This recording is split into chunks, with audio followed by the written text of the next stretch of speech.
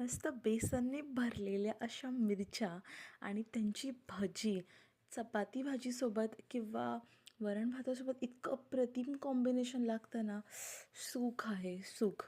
तर इथे ना मी मिरच्यांना मिरच्यांना मिरच्यांना असे चिरा पाडत होते आणि त्याच्यामध्ये बिया आहेत ना मी अजिबात बाहेर काढल्या नाही आहेत.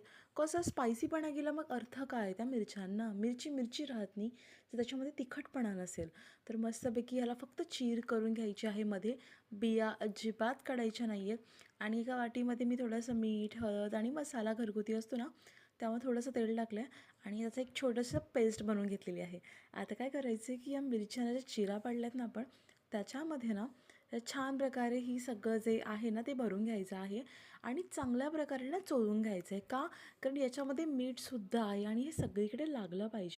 आता इथे एका बाउलमध्ये आपल्याला बेसन घ्यायचं आहे आणि हे जे बेसन आहे ना याच्यामध्ये आपण थोडंसं मीठ टाकणार आहोत, कारण ऑलरेडी आपण मिरच्यांना आतमधून मीठ लावलेलं आहे.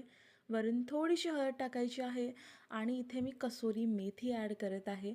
आणि महत्त्वाची गोष्ट म्हणजे ना, ज्या मिरच्या आहेत ना त्याला आतून जर मीठ नाही लावलात ना तर मग आतून टेस्टलेस होतं. सो मीठ लावणं कंपल्सरी आहे आणि ह्याच्यामध्ये सुद्धा टाका, ठीक आहे. फक्त क्वांटिटी बॅलन्स करा आणि मस्तपैकी पाणी टाकायचं आहे आणि एकदम घट्ट सारंच मिश्रण करायचं आहे. पातळ नाही करायचं, मग मिरच्यांना ते लागणार नाही, ठीक आहे. आणि अशा मिरच्या ज्या आहेत ना मस्तपैकी आपल्याला बेसनमध्ये तळून घ्यायच्या आहेत. आधी मी गॅस फास्ट ठेवला, नंतर मग थोडासा लो फ्लेम केला होता आणि इतक्या सुंदर दिसत होत्या ना, अशा येलो अँड ग्रीन कॉम्बिनेशन कमाल होतं. म्हणजे ना मी व्हॉईस करताना सुद्धा माझ्या तोंडाला पाणी सुटतं आहे की आहा काय कलर दिसतो आहे. आणि मला इथे मिरच्या त्याच्यामुळे टाकताना रेकॉर्ड नव्हतं करता आलं.